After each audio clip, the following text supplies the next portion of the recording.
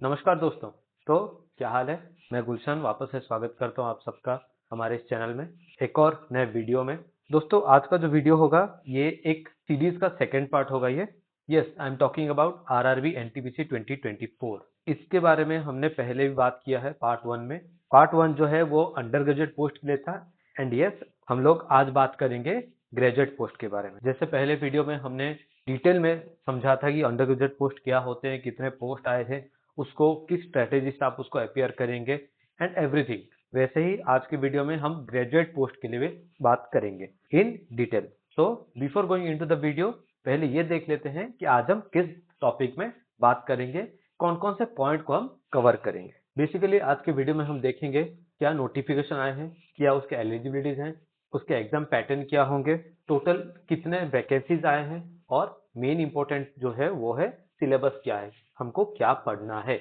और सबसे मेन चीज जो है दोस्तों वो है स्ट्रैटेजी कि हमको क्या पढ़ना है वो तो पता है, कैसे पढ़ें और कितने को हम टारगेट करें। पिछले बार जैसे मैंने बात किया था कि अंडर ग्रेजुएट पोस्ट में हम कितने नंबर ऑफ क्वेश्चंस एंड कितने नंबर ऑफ मार्क्स को हम टारगेट करें। इस बार वैसे ही हम कुछ देखेंगे कितने क्वेश्चंस हमसे सही बनाना है हमको और कितना नंबर लेके आना है। तो let's go into the video. तो दोस्तों ये रहा डिटेल्ड नोटिफिकेशन जो आरआरबी की तरफ से आया था। इसको पॉज करके आप एक बार डिटेल में देख लीजिए कि कब नोटिफिकेशन आया था, कब उसका स्टार्टिंग डेट था, कब एंड डेट था। आप पॉज करके एक बार देख लीजिए। अभी हम चलते हैं वैकेंसी की तरफ। इस बार टोटल 5 वैकेंसीज आए थे ग्रेजुएट लेवल के लिए। दोस्तों इस बार जो वैकेंसी आए हैं वो टोटल 8113 8113 वैकेंसीज है ग्रेजुएट लेवल में, जो कि 5 पोजीशंस में आया है। पहला है chief commercial cum ticket supervisor CCTS जो होता है। देन है स्टेशन मैनेजर या station master, goods train manager, junior account assistant cum typist और सीनियर क्लर्क कम टाइपिस्ट। ये टोटल 5 वैकेंसीज है, जिसमें सबसे ज्यादा वैकेंसी जो है वो 3144 3144 वैकेंसीज है, वो है गुड्स ट्रेन मैनेजर में। आप इस वीडियो को यहाँ पे पॉज करके एक बार डिटेल देख लीजिए या फिर आप स्क्रीनशॉट लेकर रखना चाहते हैं तो you can do that also. तो दोस्तों यहाँ पे आप देख सकते हैं हमने एक बाइफर्केशन कर दिया है टोटल वैकेंसीज बाय पोस्ट, कौन कौन से पोस्ट में कितने वैकेंसीज है। और साइड में आप देख सकते हैं बाय जोन वाइज। जैसा आपको पता है रेलवे के बहुत सारे जोन है, तो जोन वाइज कौन से पोस्ट में कितने वैकेंसीज है वो भी आपको पता है, कौन से जोन में कितने वैकेंसी है वो भी आपको पता है। उस हिसाब से आप अपना जोन देख के उसके लिए प्रिपेयर कर सकते हैं। अगर आप चाहे तो इसको स्क्रीनशॉट लेके रख सकते हैं पॉज करके एक बार के लिए, ये भी बहुत इंफॉर्मेटिव होगा। अगला है दोस्तों जो मेन यहाँ से हम स्टार्ट करेंगे वो है एग्जाम का पैटर्न। यहाँ तक आपको बेसिक नॉलेज मिल गया। अब देखना है एग्जाम का पैटर्न क्या है। आपको पता है पहले वीडियो में बात भी किया है कि एग्जाम जो है वो उसमें 3 सब्जेक्ट होते हैं, मैथमेटिक्स, रीजनिंग और जनरल अवेयरनेस। टोटल 100 क्वेश्चंस होंगे 100 मार्क्स के लिए और नेगेटिव मार्किंग भी है उसमें, आप इस चीज को ध्यान में रखिए। 100 क्वेश्चंस 100 नंबर का होगा और टोटल 90 मिनट्स, आपको 1.5 घंटा टाइम मिलेगा इसके लिए।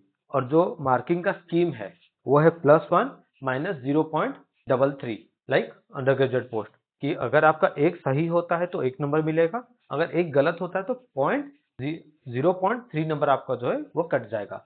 मतलब हर 3 गलती के लिए 1 नंबर घट जाएगा। तो आई थिंक यहाँ तक सब क्लियर है। अगला जो चीज हमको देखना है वो है कि हमको पता तो चल गया कि कितने क्वेश्चंस आएंगे और कितना सॉल्व करना है and all that, negative number वगैरह आपको पता चल गया। अगला जो चीज है वो ये है कि हम कितने नंबर के लिए टारगेट ले या फिर कट ऑफ किया जाएगा। एज यू नो मैं ज्यादा कट ऑफ के सपोर्ट में रहता नहीं हूँ। हमारा वही पॉलिसी है कि हम प्रीवियस ईयर का देखते हैं और उस हिसाब से एक टारगेट बना के चलते हैं कि कितना हमको लाना है या किस नंबर को टारगेट करना है। सेम जैसे अंडर ग्रेजुएट मैंने बताया था, यहाँ पे भी वही है कि हम 90 को टारगेट लेके चलेंगे कि 100 नंबर का क्वेश्चन अगर है उसमें से कम जनरल के लिए बता रहा हूँ 90 लाना ही है। उससे कम लाके आप ये मत एक्सपेक्ट करिए कि आपका सीबीटी 1 क्लियर हो जाएगा। I am talking about CBT 1 year. CBT 1 एक बार क्लियर होगा तो सीबीटी 2 में आप जाएंगे। अब इसे सीबीटी 2 के बारे में ज्यादा सोचने की जरूरत नहीं है, पहले सीबीटी 1 के बारे में आप सोचिए। सीबीटी 1 एंड सीबीटी 2 दोनों का सिलेबस सेम ही है, बस क्वेश्चन डिफरेंस हो जाता है। तो सीबीटी 1 में आप टारगेट करिए 90 के लिए। ओबीसी कैटेगरी 85 से 87, ओबीसी एंड ईडब्ल्यूएस के 85 87 तक का टारगेट करिए। एससी एसटी 82 से 85, अब ज्यादा नीचे मत जाइए क्योंकि इस बार जो है वैकेंसीज बहुत कम है तो कंपटीशन बहुत ज्यादा रहेगा, तो प्रिपेयर वेरी वेल। अब हमने बात तो कर लिया कि 90 टारगेट लेके चलेंगे, लेकिन 100 में से 90 का टारगेट लेना कोई छोटी मोटी बात होती नहीं है। तो we will have to get a very good strategy for that, कि किस स्ट्रैटेजी से हम प्लान करेंगे इस चीज को, किस स्ट्रैटेजी हम पढ़ेंगे जिससे ये अचीवेबल लगेगा ये टारगेट हमको। तो जैसा आपको पता है 3 सब्जेक्ट है इसमें, तो तीनों को बाइफरकेट करना है, mathematics, reasoning and general awareness. हम इंडिविजुअल सब्जेक्ट का टारगेट लेके चलेंगे। ओके, तो मैथमेटिक्स जो है, मैथमेटिक्स में हमको कम से कम 27-28 लाना ही पड़ेगा, जिसका mathematics, if you are good in mathematics, आपका मैथमेटिक्स अच्छा है तो आप 30 के लिए टारगेट करिए, एक आध नंबर कम हो गया तो it's fine.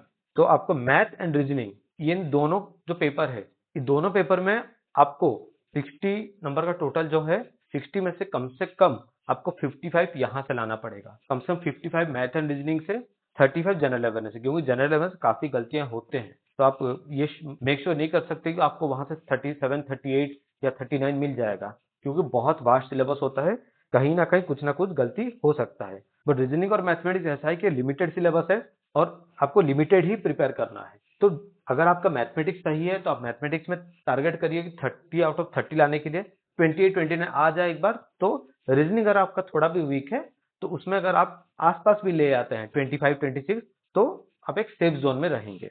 And then general awareness, आपको पता है सिलेबस क्या है, हमने पिछले वीडियो में बात किया भी था सिलेबस के बारे में, यहाँ भी एक सिलेबस है, एक बार सिलेबस को अच्छे से देख लीजिए। और जनरल अवेयरनेस में आप टारगेट करिए एटलीस्ट 35 के लिए। अगर आपका मैथमेटिक्स और रीजनिंग से कवर अप हो रहा है तब भी 35 मान के चलिए, क्यों कम लेना है एक आध नंबर के लिए। अगर आपका सिलेक्शन नहीं होता है, कट ऑफ क्लियर नहीं हो पाता है, तो बहुत बुरा लगता है वो चीज। तो एक बार के लिए सेफ जोन लेके चलिए आप। यहाँ तक आपको पता चल गया कहाँ से पढ़ना है, क्या पढ़ना है, कैसे पढ़ना है, कितना पढ़ना है, ये पता चल गया। अब मेन चीज जो बताएंगे वो है मटेरियल्स, कि आपको क्या क्या चीज रेफर करना है इसके लिए। पहले मैं हमेशा सजेस्ट करता हूँ, आरआरबी एनटीपीसी के लिए डेडिकेटेड बुक आते हैं, बहुत सारे पब्लिकेशन है, उनके अच्छे खासे बुक होते हैं, सब्जेक्ट वाइज, तीनों सब्जेक्ट अलग अलग होता है, उसको आप जरूर से एक बार रेफर करिए।